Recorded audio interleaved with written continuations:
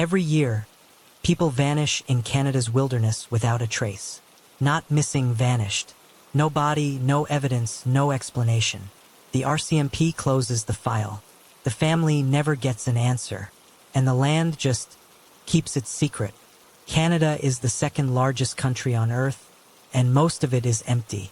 What's living in that emptiness? Tonight, we're gonna find out. I'm Black Fears, and if these stories don't make you think twice about the dark, nothing will. Let's get into it. He was 3 days into a solo fishing trip on the shores of Lac Seul in northwestern Ontario when he realized the man across the water had been standing in the exact same position for 6 hours. Not sitting, not moving, standing at the tree line on the opposite bank, facing him. Lac Seul is not a small lake. It stretches over 1,000 kilometers of shoreline through boreal forests so thick that in some places it hasn't been walked by a human being in recorded history. You can go 4 days out there without seeing another soul. That's why he went. That's why he always went. The silence up there is a different kind of silence. It has weight to it, texture, like something alive pressing gently against your eardrums. He noticed the figure around noon on the second day.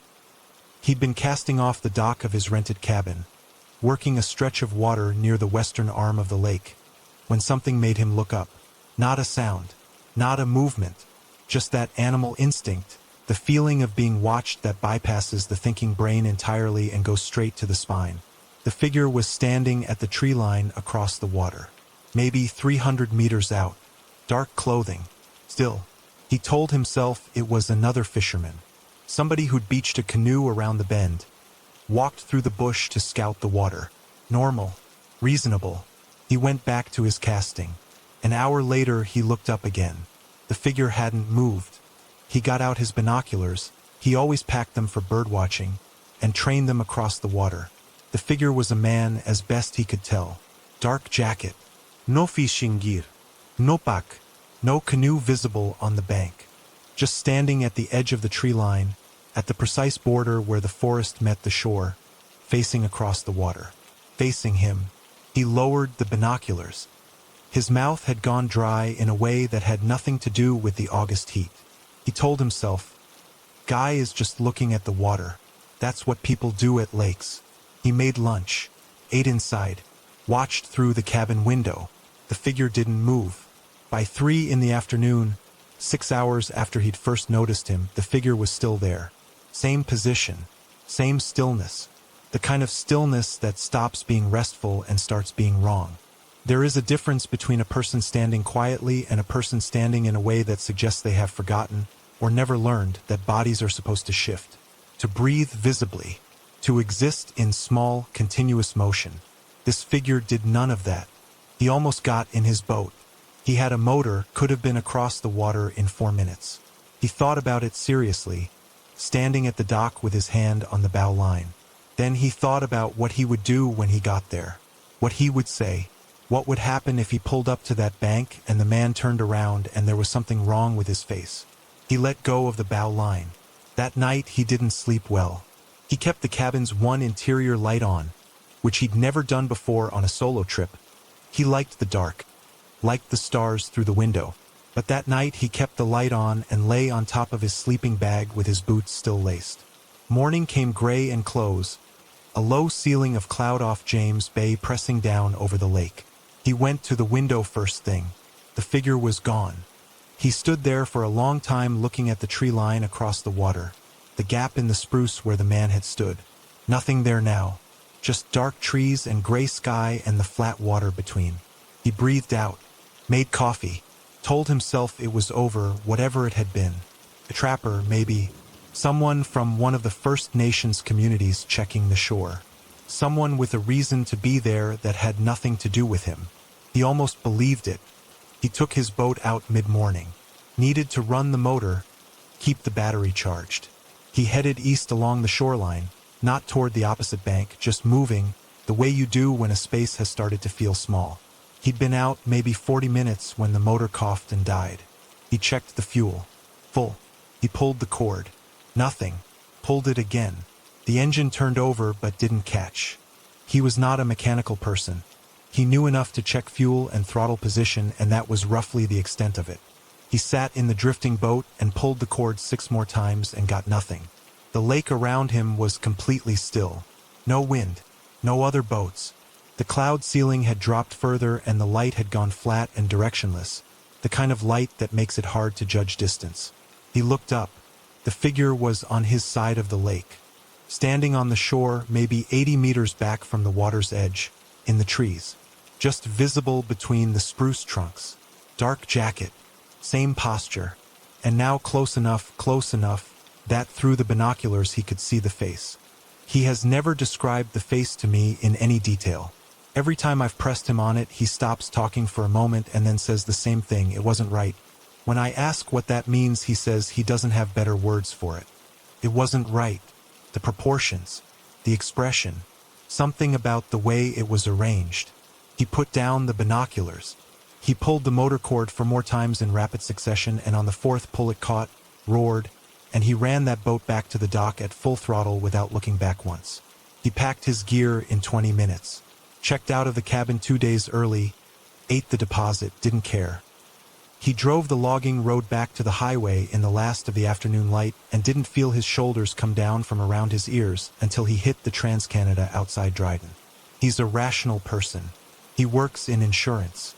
He has a family, a mortgage, a vegetable garden. He is not the kind of person who frightens easily or who tells stories for effect.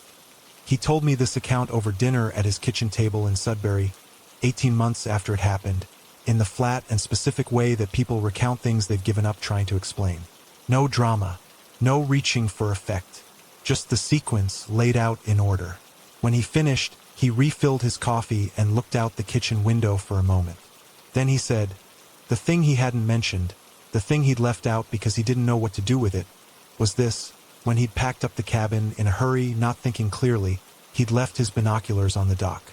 He didn't realize until he was back on the highway. He did not go back for them, but 3 weeks later, back home in Sudbury, he found them on his front step. In their case, latched shut. He has no idea how they got there. He threw them in the garbage the same day and has never replaced them. He hasn't been back to Lac Seul. He told me he's done with the North. He told me some places you visit once and that's enough. Not because there's nothing beautiful there, but because something up there noticed you back.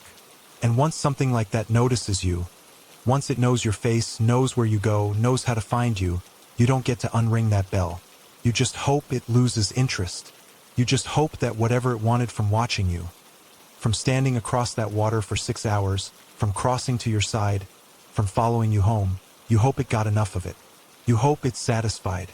He said he thinks about it most in August, when the light is long and the lakes are full and everyone else is heading north for the long weekend with their boats and their tackle boxes and their sense that the wilderness is a place that exists for them.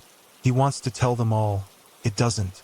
It was there before you and it will be there after you, and it has things living in it that have never once needed you to believe in them. He doesn't say any of that, of course. He just stays home. Itchy gardens. He keeps the lights on. She moved into the apartment on a Wednesday, and by Friday she was already having trouble sleeping. That part she attributed to the move itself. The boxes still stacked against the wall, the unfamiliar sounds of a new building settling, the way city light came through curtains that weren't quite thick enough. 16th floor of a glass tower in Yaletown, Vancouver. New city, new job, new life. She told herself the sleeplessness was just adjustment, the body's way of cataloging a changed environment. She was right about that at first. The building across the alley was shorter than hers, 14 floors to her 16. She could see its roofline from her kitchen window, and on clear days, the inlet beyond it, that particular shade of Pacific gray-green that doesn't exist anywhere else in the country. It was one of the reasons she'd taken the apartment at the price she'd taken it. The view made the rent feel almost reasonable. The unit directly across the alley, 14th floor, the top facing her, had its light on when she moved in.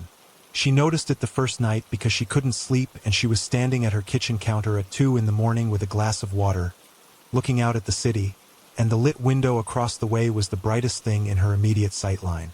Warm light, the kind that comes from a floor lamp, not an overhead. She thought, night owl. She thought, me too.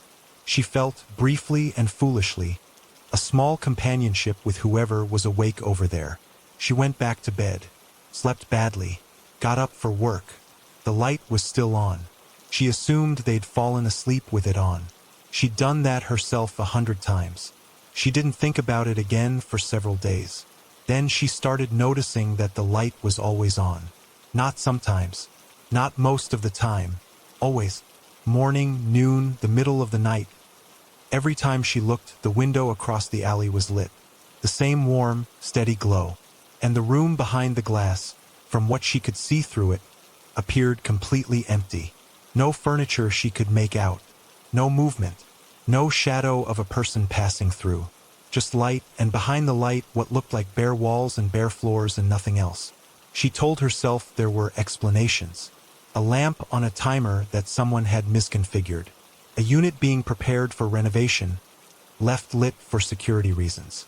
A landlord who'd forgotten. She was good at explanations. She worked in logistics. Her entire professional life was the management of variables until they resolved into order. But the light stayed on, and she kept looking. This is the part she's embarrassed about when she tells the story, the part where she became the one watching. She'd catch herself standing at her kitchen window in the evenings, cup of tea going cold in her hand, staring at the lit window across the alley, waiting for something to move through it, waiting for evidence of a person, a life, a reason for the light. Nothing ever moved. She started keeping a loose mental log. Light on at 7 a.m. checked. Light on at midnight checked. Light on at 4 a.m. when she got up for water checked. Every data point the same. The light was simply always on. By the 5th week, she'd stopped thinking of it as a lamp in an apartment and started thinking of it as a presence, which she knew was irrational. She knew the difference between a lit window and a presence. She'd grown up in a family that didn't believe in anything that couldn't be measured, and she'd inherited that disposition completely. But something about the consistency of it, the perfect, unbroken, unvarying constancy, had begun to feel less like an oversight and more like an intention. Then one night in early December at 12 minutes past 2 in the morning, she knows the exact time because she checked her phone immediately afterward, the light went off. She was standing at her kitchen counter. Couldn't sleep again, which had become her standard condition in that apartment.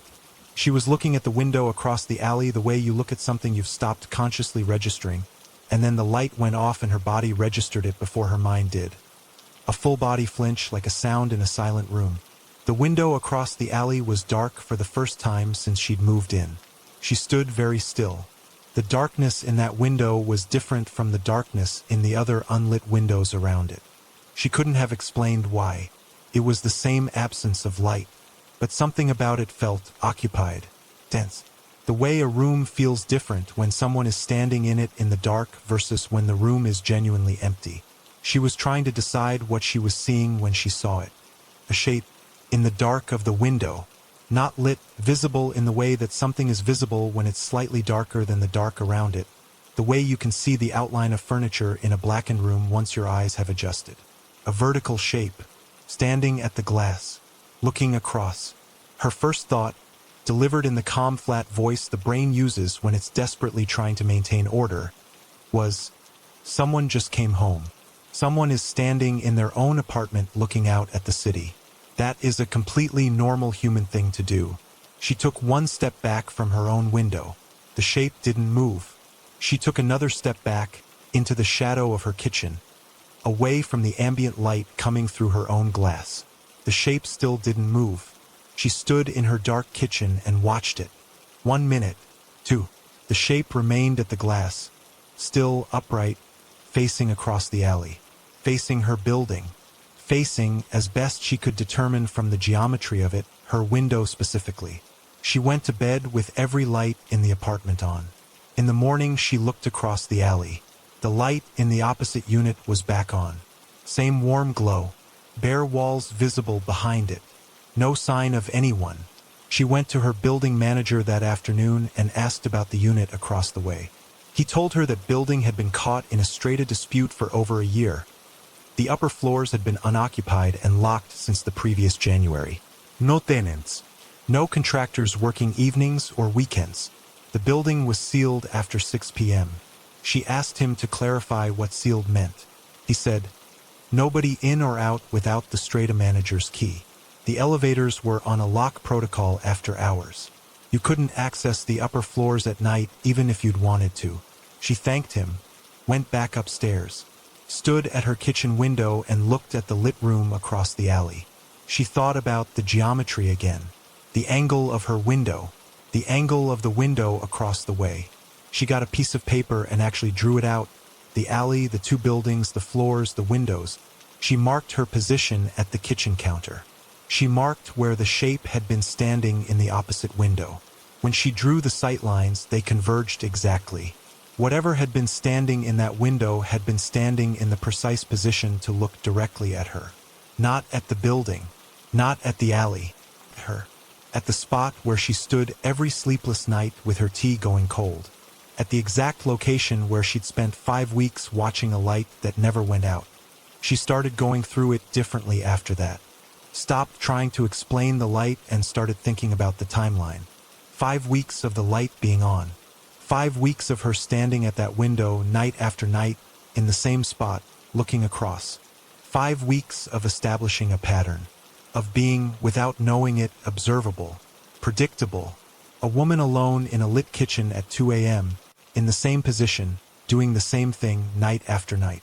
She moved out in February. Gave less notice than she should have and paid the penalty without argument. She found a basement suite in Kitsilano with small windows that faced a cedar hedge, and she has lived there since, and she has never once had trouble sleeping. But she told me something before she ended the story. She said the thing she returns to, the thing that hasn't resolved itself no matter how many times she turns it over, isn't the shape in the window. It's the sequence. The light was on for 5 weeks without interruption. She watched it every night, became fixated on it, stood in the same spot at the same time, made herself a fixed point, and then the light went off, and something was standing in the dark on the other side of the glass. She said, "It turned the light off on purpose. Whatever was over there, person, thing, whatever word you want to use, it turned the light off because the light was the lure." She said, "I don't know how long it had been watching me watch it."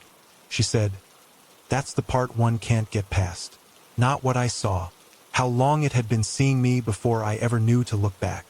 She keeps her curtains closed now. All the way.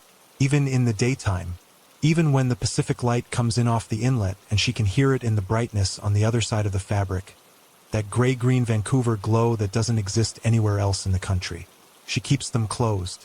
She told me some things. Once they've seen your face, don't stop. She told me she believes that now completely. She told me she learned it on the 16th floor of a building in Yaletown, standing in her own kitchen in the dark. The night something across an alley turned off a light and showed her, without a single word, exactly how long she'd been watched. We drove into Bon Chance on a Tuesday and we didn't speak about what happened there for 3 full days afterward. Not because we'd agreed not to. Not because either of us had said, "Let's not talk about this yet." We just didn't. We drove back to the Trans-Canada in silence, found a motel outside Bathurst, ordered food we barely touched, and lay in the dark listening to the fog move against the windows, each of us privately doing the thing where you replay something over and over trying to find the frame where it becomes ordinary. We never found that frame. My girlfriend had wanted to do the Acadian coast properly. Not the tourist version, not Caracat and the village historique and the gift shops with the tricolor flags. She wanted the actual coast. The small villages that don't get written about. The places where the road narrows and the houses crowd closer to the water, and the French being spoken is 200 years old and sounds like nothing you'd hear in Montreal or Quebec City. She'd been researching it for months. She had a notebook. We came up from Moncton in late September, which is the right time to do it. The summer people are gone, the light is low and amber. The Gulf of St. Lawrence is doing that thing it does in fall where it looks less like water and more like pewter, heavy and still and enormous. We'd done Caracat, then Shippagan. Then we were heading further north along the coast with no fixed plan except to stop when something looked worth stopping for. It was maybe 4 in the afternoon. Still light, barely, when she saw the sign. Hand-painted, white board with black letters, nailed to a hydro pole at the side of the highway. Bonne chance 4 km. Good luck. She laughed and said we had to. I was already slowing down. The road in was unpaved after the first kilometer. Crushed gravel, then packed dirt, winding through second-growth forest, birch and alder mostly, the kind of thin pale bush that grows back after old farmland is abandoned. The forest opened up and the village was just there, the way small maritime villages are just there, like they grew out of the ground rather than being built. Maybe 40 houses. A white clapboard church with a steeple that needed paint. A wharf at the water with 2 boats tied to it. A general store with a hand-lettered open sign in the window, the letters slightly uneven, done by someone whose first language was not English. We parked on the gravel shoulder in front of the store, got out, stretched, and that's when I noticed the silence. Now, I want to be careful here because I've been to small villages. I know what rural quiet is. I know the difference between a place with a small population and a place where something is wrong with the sound. This was the second thing. There were people on the street. I could see 3 of them from where I was standing. A woman by the church, a man near the wharf, an older person in a dark coat standing outside one of the houses. They were going about their business in the loose, unhurried way of people with nowhere particular to be. But there was no sound. None. No voices. No radio from an open window. No footsteps I could hear on the gravel. The water of the Gulf was there, maybe 100 meters away, and even it seemed muffled, like someone had put their hand over it. She looked at me. I looked at her. We didn't say anything because the silence had already gotten into us somehow, already changed the register of the place, and speaking felt like it would break something we didn't understand. We went into the store. A man behind the counter, mid-50s, heavy through the shoulders, the hands of someone who'd worked physical work his whole life. Reading glasses low on his nose, a newspaper open in front of him that he wasn't reading. I could tell because his eyes weren't moving. He looked up when we came in. He didn't say hello, didn't nod, just looked. We moved through the store. It was small, 2 aisles, the specific smell of old wood and motor oil and something sweet underneath that I couldn't identify. We grabbed water from the cooler, chips, a chocolate bar, brought them to the counter. He rang them through without a word. Old cash register, the kind with physical keys, each press making a sound that felt too loud in the silence of the store. I asked him in French how much. He told me. I paid. He made change. Then I said, making conversation, filling the silence the way you do, Beau coin ICI, beautiful place. He put the change on the counter between us. He looked at me for a moment. Then he looked at her, slowly, then back to me, and he said, in French, quietly and without any particular emphasis, the way you'd mention the weather, Vous devriez partir avant la nuit. You should leave before dark. The hair on my arms went up. I want to be honest about that. It was immediate and physical before my brain had even processed the words. My body understood something that my mind was still working through. I laughed. Nervous, automatic, stupid. I said, Pourquoi ci? Why's that? He looked at me for another moment. Then he picked up his newspaper and went back to not reading it. We took our bag and walked out. She grabbed my arm the second we were through the door. I could feel her grip through my jacket sleeve. I started to say something and she shook her head once. Sharply. There was a woman standing in the road. Not on the sidewalk. In the road. 20 meters from us. Standing completely still, looking at us. No expression. No acknowledgement that we were looking back at her. Behind her, in the open doorway of one of the houses, a man. Looking. In the yard of the next house, 2 people. Looking.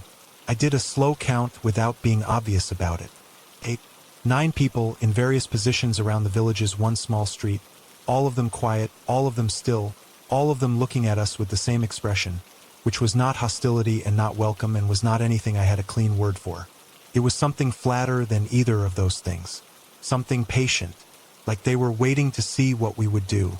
She said, very quietly, without moving her lips much, "Walk to the car normally." We walked to the car normally. I got in. She got in.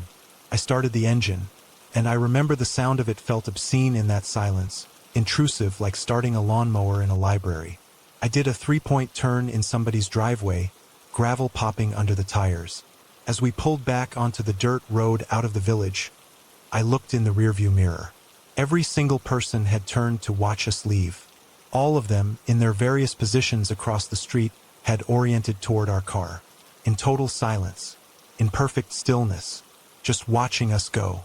I watched them in the mirror until the road curved and the trees took them. Neither of us spoke for 10 minutes.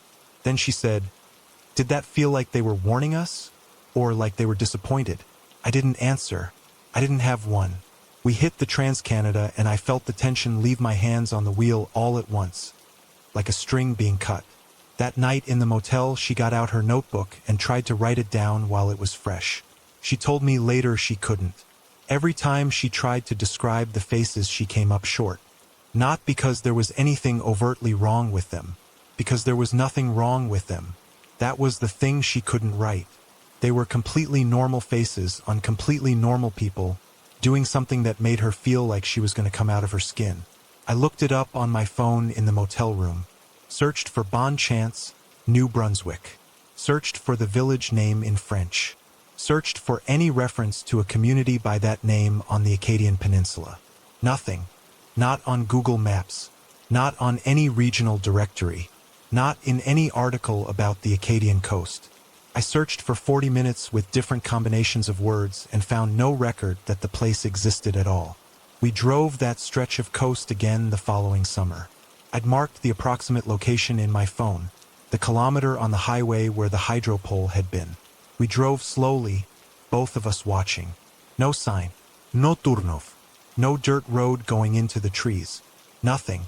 She stopped looking for it. She told me she made a decision at some point to treat it the way you treat a dream. Real while you're in it, not something you can verify after the fact, not something that responds to the kind of logic you use in daylight. I haven't made that decision yet. I still think about the man in the store, the way he looked at her before he said it. The way he said it, not like a warning you give to a stranger out of human decency. Like a warning you give because you know something about what happens in that place after dark, and you know that whatever it is, it doesn't care about the distinction between locals and outsiders, doesn't care about your notebook or your route plan or your perfectly reasonable explanation for being there. Vous devriez partir avant la nuit. We did.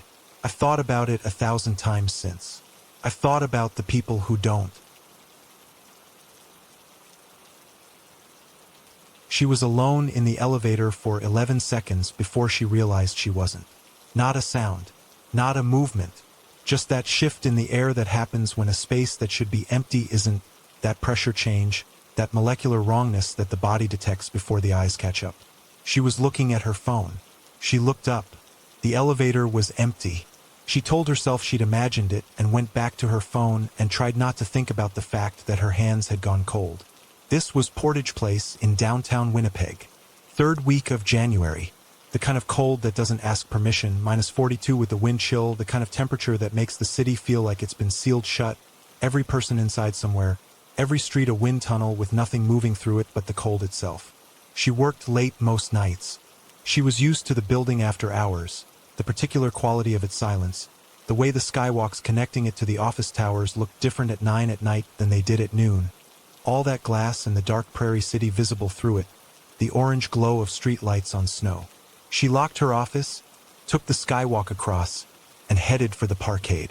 The Portage Place parkade is the kind of infrastructure that cities build in the 70s and never quite get around to fixing. Concrete, low ceilings, that particular fluorescent light that doesn't so much illuminate as it exposes.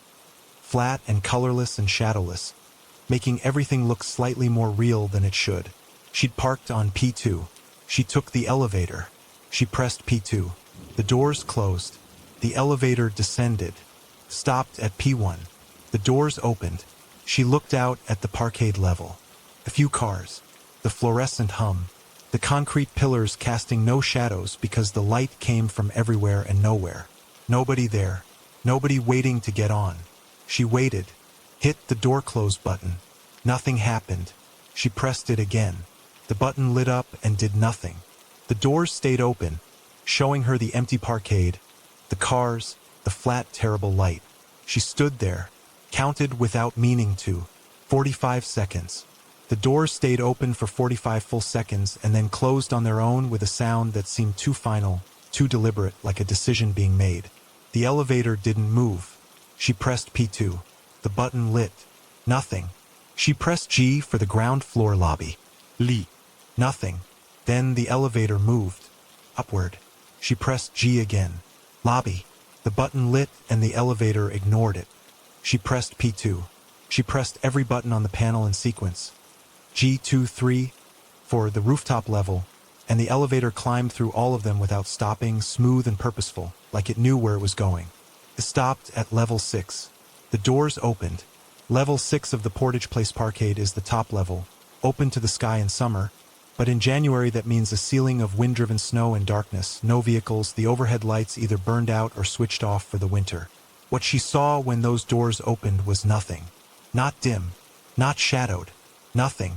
A wall of dark so complete that the interior light of the elevator simply stopped at the threshold, unable to enter.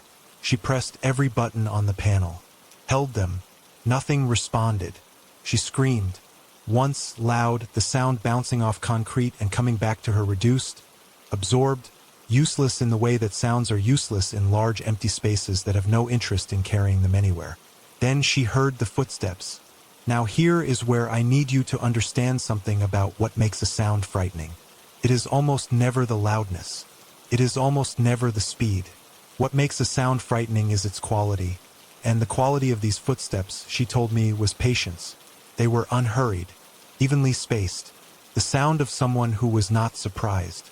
The sound of someone who had expected the elevator to arrive at exactly this floor at exactly this moment, and who was now walking toward it at the pace of someone with all the time available to them in the world.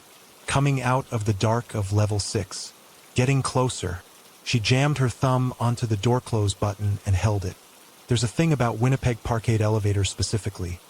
She knew this from years of using the building, had been told it once by a maintenance worker and filed it away the way you file things you don't think you'll ever need. When the elevator software glitches, the door close button sometimes reverts to manual function. You hold it and the doors respond directly, bypassing the software loop. It doesn't always work, but sometimes it does. She held the button. The footsteps kept coming. The doors began to close. Slowly, the gap narrowing inch by inch.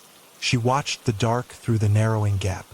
And at the edge of the elevator's interior light, at the precise border where the light from the elevator cab met the darkness of level 6 and lost, a figure stepped forward. Tall, dark jacket.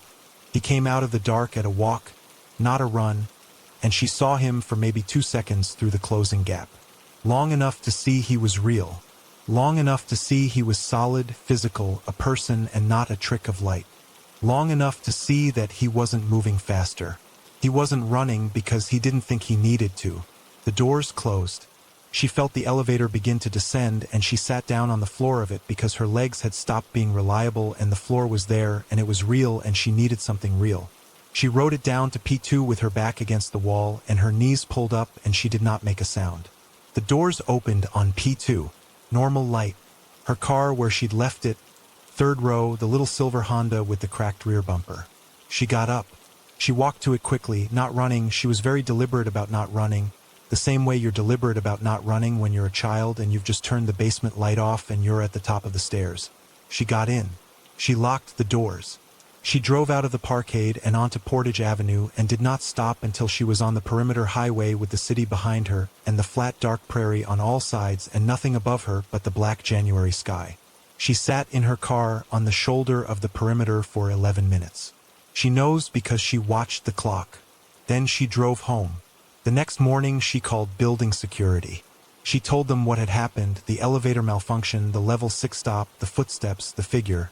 She expected them to dismiss her. She was prepared for that. What she was not prepared for was the security manager pulling up the maintenance log on his computer, reading it for a moment, and then telling her yes. There had been an elevator anomaly logged at 9:51 p.m. the previous night. A software fault. The system had recorded an irregular floor call that had overridden the passenger input. She asked him which floor had called the elevator. He looked at the screen. He said, "Level 6.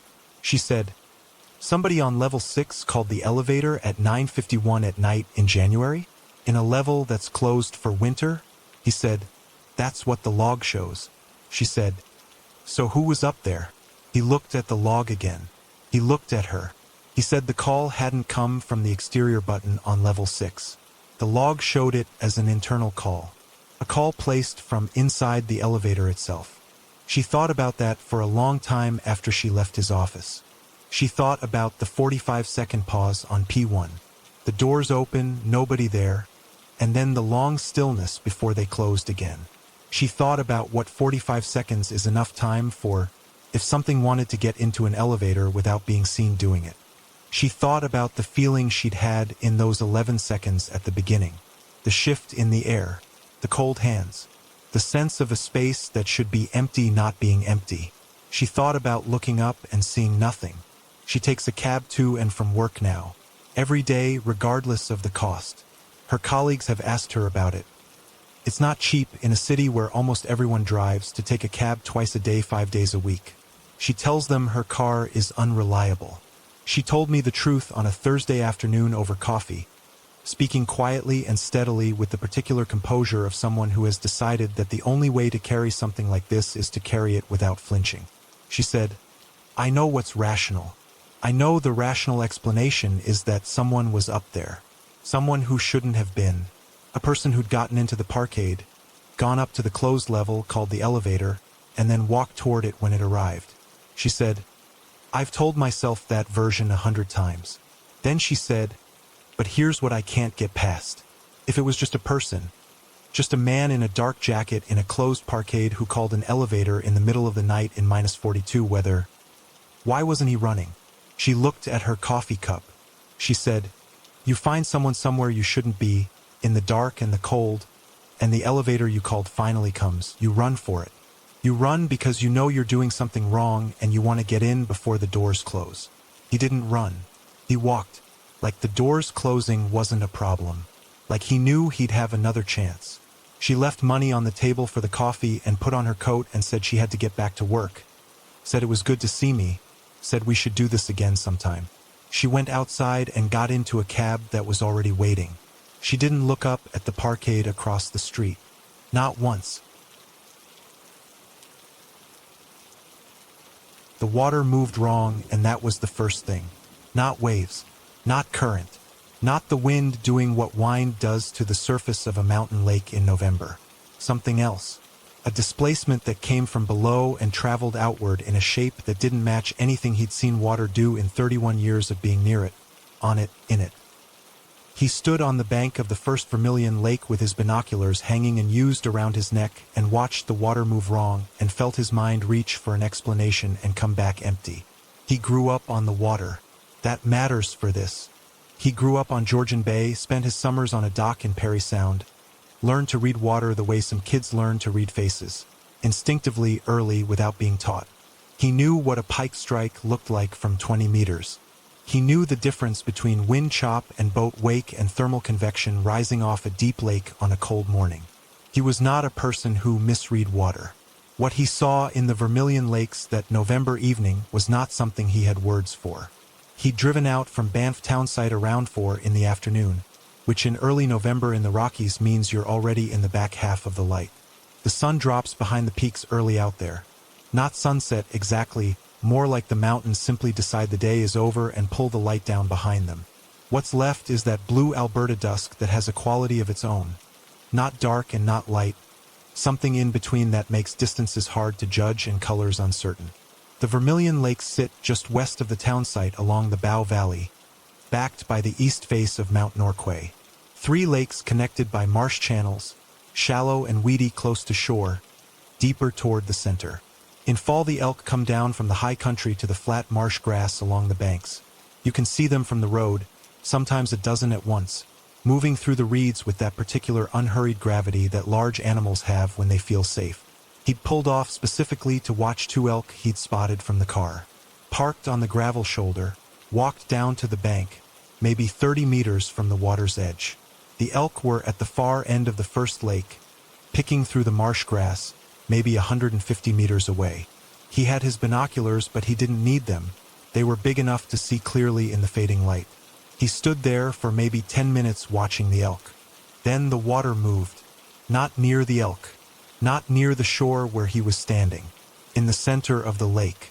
A disturbance that started at a single point and spread outward, not in the circular pattern of something breaking the surface, more like a slow radial push, as if something beneath had expanded suddenly and pressed the water away from itself in all directions at once. He watched it.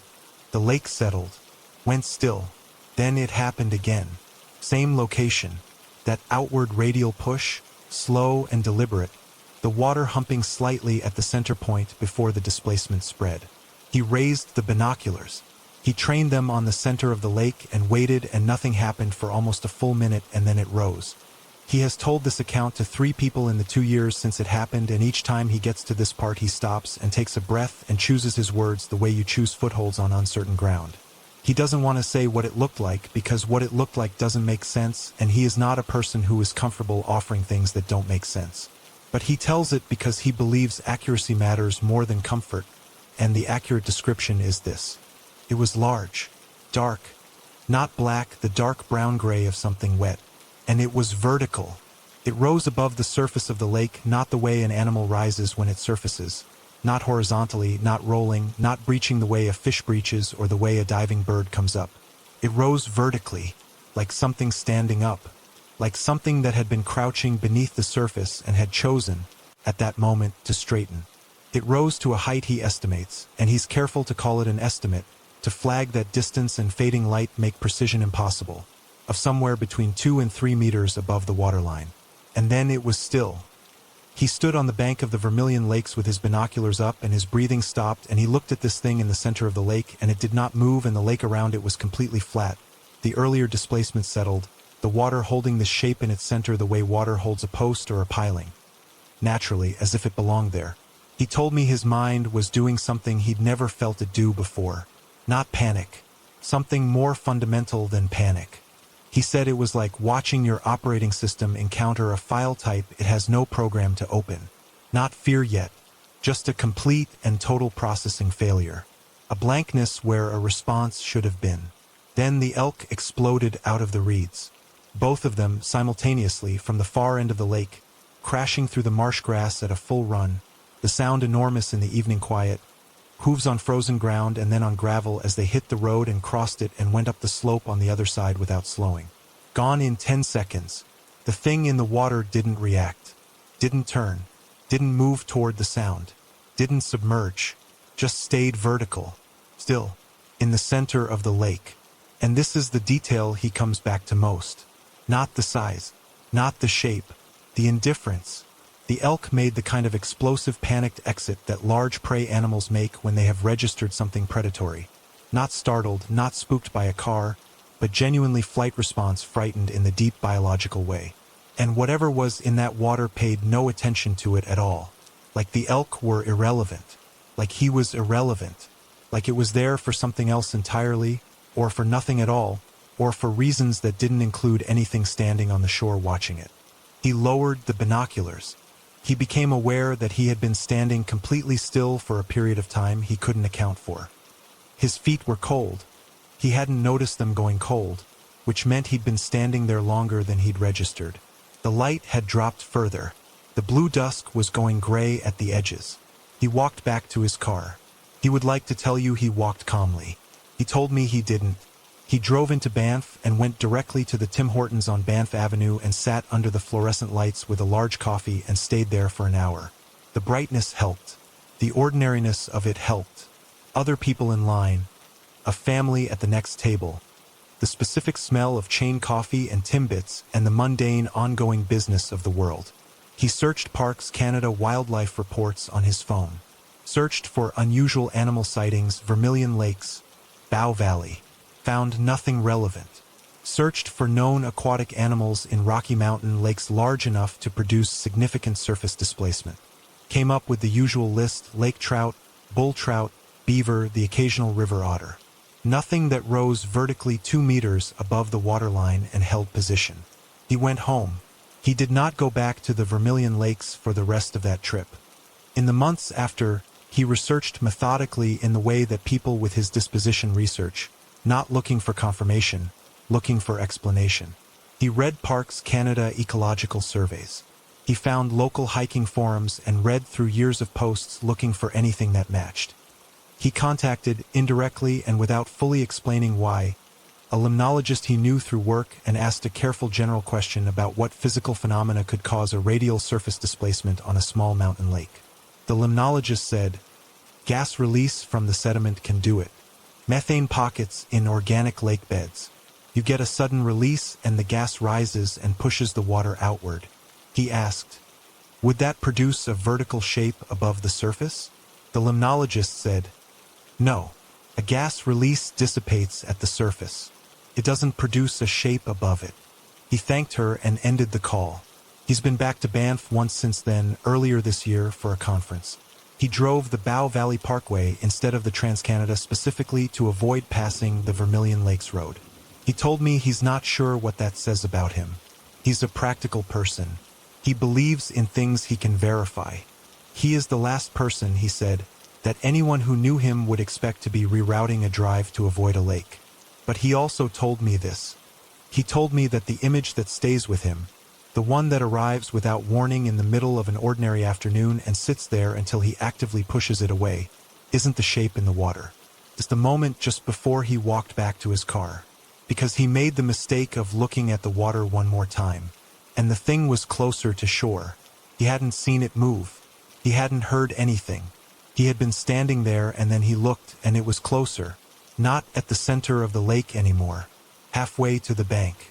Still vertical. Still. Like it had decided, in the time he'd spent standing there, to get a better look. He said he hasn't told anyone that part before. He said he doesn't know why he told me. He looked out the window for a moment and then looked back and said, I think because I needed someone else to know that it moved. That it came closer. That whatever it was in that water, it didn't just rise up and hold position and go back down. It was interested in him, standing on the shore, watching it. My brother walked into the field at 7:43 in the evening and the world kept going like nothing had happened. That's the part nobody talks about when someone goes missing. The way everything continues. Supper dishes still on the table. The TV still on in the living room. Some Wednesday night program nobody had been watching. The canola fields outside every window going gold and then gray and then black as the light left, the way they did every evening in late September on the Saskatchewan prairie, indifferent to the fact that a 14-year-old boy had walked into them and not come back. I was 11. I remember the dishes. I remember my mother standing at the back door calling his name into the dark, her voice getting a different quality with each call. The first one normal, the second one louder, the third one with something underneath it that I'd never heard in her voice before and haven't forgotten since. I remember my father going out with a flashlight. I remember the flashlight beam moving through the stubble field and the dark swallowing most of it and giving back almost nothing. I remember understanding, in the wordless way that children understand things before they have the language for them, that something had gone wrong in a way that wasn't going to be fixed before morning. The RCMP came out from Moose Jaw. 2 officers, a man and a woman, both of them careful and methodical in the way that rural RCMP are when they're trying to project calm into a situation that hasn't earned it yet. They walked the field with my father. They drove the grid roads in a slow loop, spotlighting the ditches. They asked my mother questions in the kitchen while I sat on the stairs and listened through the railing, catching every third word, assembling a partial picture that was somehow worse than the full one would have been. He was gone for 3 days. 3 days on the Saskatchewan prairie in late September, which means temperatures dropping to near zero overnight, wind off the fields that has nothing between it and you for 100 kilometers in any direction, the particular loneliness of that landscape pressing down on everything. Search and rescue came out. Neighbors came out. Men in orange vests moving through the stubble in a long line, spaced 10 meters apart, covering the sections in a grid. They found him on the 3rd morning, 2 kilometers from our property, in a neighboring field. He was standing up, not collapsed, not injured, not hypothermic. Standing in the middle of a harvested canola field at 6:30 in the morning, looking at the horizon, apparently unaware that 3 days had passed. The search volunteer who found him said he turned around when she called out to him, like someone turning around when you call their name in a grocery store. Calm, unhurried, present. He had no memory of where he'd been. Not fragmented memory, not confused memory, nothing. A clean white absence where 72 hours should have been. He remembered walking out the back door after supper. He remembered the field. And then he remembered standing in the neighbor's field at 6:30 in the morning with a woman in an orange vest looking at him. Everything between those two moments was gone. The doctors in Moose Jaw examined him for 2 days. No physical injury. No signs of exposure despite 3 nights outdoors in near-zero temperatures. No dehydration, which was the detail that bothered the doctors most, that they kept returning to in careful, qualified language. No signs of dehydration consistent with 72 hours without water. His core temperature was normal. His cognition was normal. He was, by every measurable standard, completely fine. The RCMP concluded what they concluded. Dissociative episode. Possible early onset of something neurological. Possibly stress-related. The language was vague in that specific way that official language gets vague when the facts don't fit the form. My parents accepted it because they needed to, because the alternative, the space where an explanation should have been and wasn't, was not a place they could live and still function. I understood that even at 11. I understood they were choosing survival over accuracy, and I didn't blame them. But I went out to the field the morning after he came home. I don't know why. Kid logic, like I said before. Some belief that the place where something starts holds a record of it, the way a crime scene holds evidence, the way a place remembers what happened in it. He was home, he was in his bed sleeping. My parents were in the kitchen being carefully normal with each other. And I put on my jacket and my boots and walked out the back door and into the stubble field. The canola had been harvested weeks before. What was left was the cut stalks, pale and stiff, covering the ground like a short, rough carpet. Frost on them that morning, it had gone below zero overnight, and in the frost you could see marks, compressions, footprints. I found where he'd walked out. You could trace it from the back of our property. His steps going out through the frosted stubble, each one a dark impression in the white. I followed them. He'd walked in a straight line. No meandering. No circling. Straight out from the back door toward the middle of the field, heading roughly northwest, toward the section road. The footprints went 40 meters, and then they stopped. I stood there and looked at them for a long time, not turned around, not angled off, not confused or scattered the way footprints get when someone changes direction. They stopped mid-stride, the left foot down, the right foot never landing, and that was it. Like he'd been lifted, like the next step simply never happened. I looked ahead, in the direction he'd been walking. Maybe a meter past where his footprints ended, there was a circle in the stubble. 2 meters across, maybe slightly more. The canola stalks inside it were pressed flat, all of them pointing outward from a central point, radiating away from the middle in a perfect pattern. Not bent by wind. Wind doesn't make circles, wind makes lanes. Not trampled by an animal. Animals don't press every stalk outward from a center in a radial pattern. This was something pressing down from above and pushing outward, or something pressing up from below. The frost inside the circle was gone, melted or never there. The ground at the center was dark, slightly damp, the way ground looks after something warm has been in contact with it. I stood at the edge of that circle for a long time. Then I walked back to the house and took off my boots at the back door and went inside and sat down at the kitchen table and ate the toast my mother put in front of me and didn't say a word about what I'd seen. I never said a word about it to anyone for 22 years. My brother is fine. He's in his 50s now. He lives in Saskatoon and works in municipal planning and coaches his daughter's soccer team on weekends. He had no further episodes, no neurological events. No memory ever recovered from those 3 days.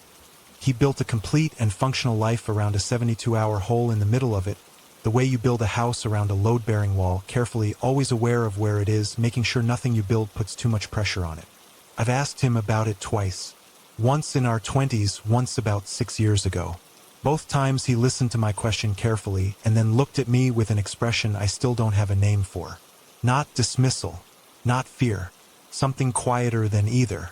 Something that looked like a decision he'd made long ago and wasn't going to revisit. Both times he said, "I don't remember anything about that." And both times I believed him. But here's the thing I go back to. Here's the thing that I turned over for 22 years before I told it to the first person outside my own head. 6 years ago, at a family dinner at his house in Saskatoon. His wife, his daughters, the ordinary noise of a family evening. He and I ended up alone in the backyard after dinner.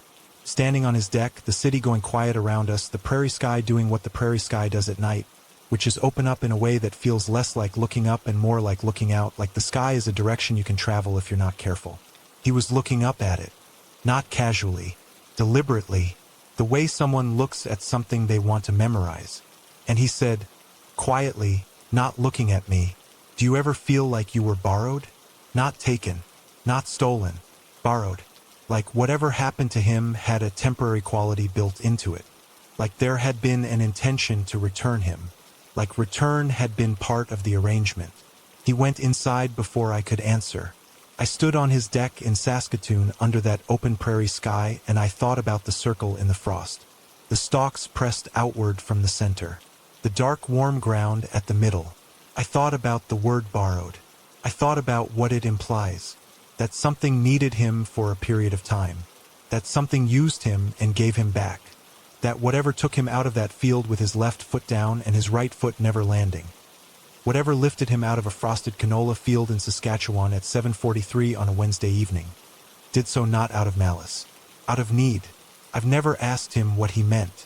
I've decided, in the way my parents decided, that there are some questions that the answer doesn't make survivable. I keep that word, though, borrowed.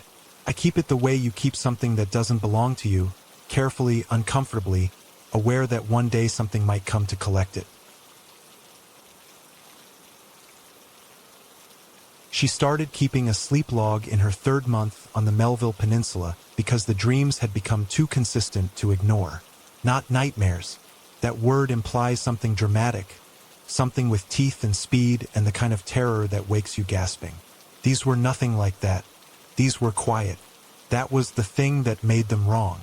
They were the quietest dreams she'd ever had, and somehow that quietness was the most frightening thing about them. The way a room that should have noise in it is more unsettling than a room that was always meant to be silent.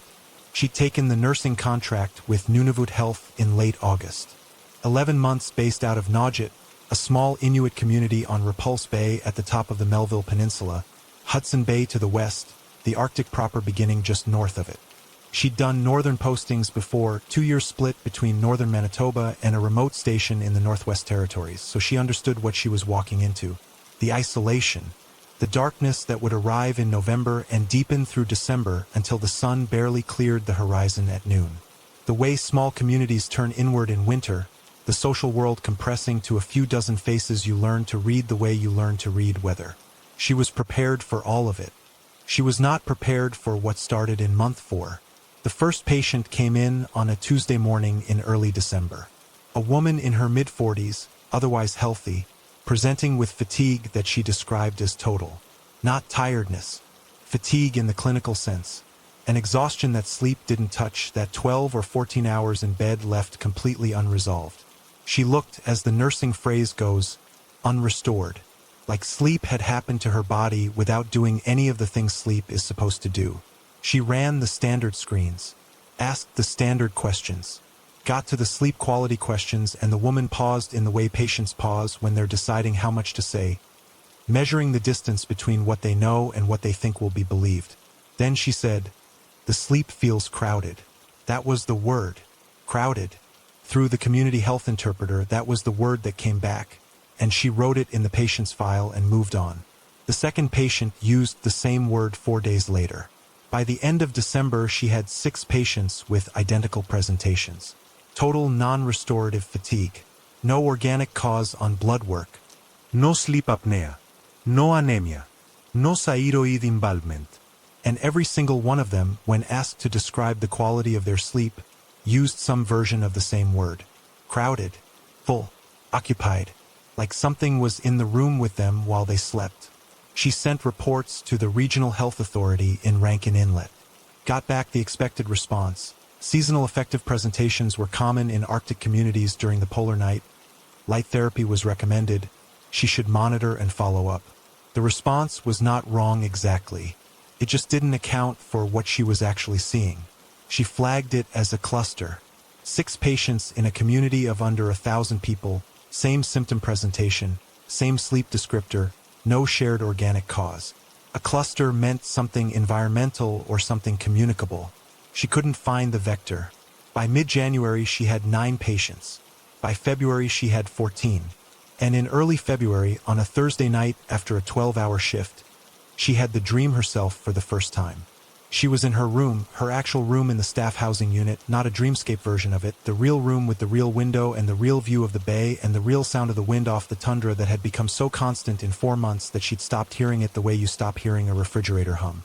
She was in her bed. She knew she was asleep. That specific quality of knowing you're asleep without being able to act on the knowledge. The glass wall between awareness and volition. There was a figure at the foot of her bed, standing, facing her. Still, not threatening.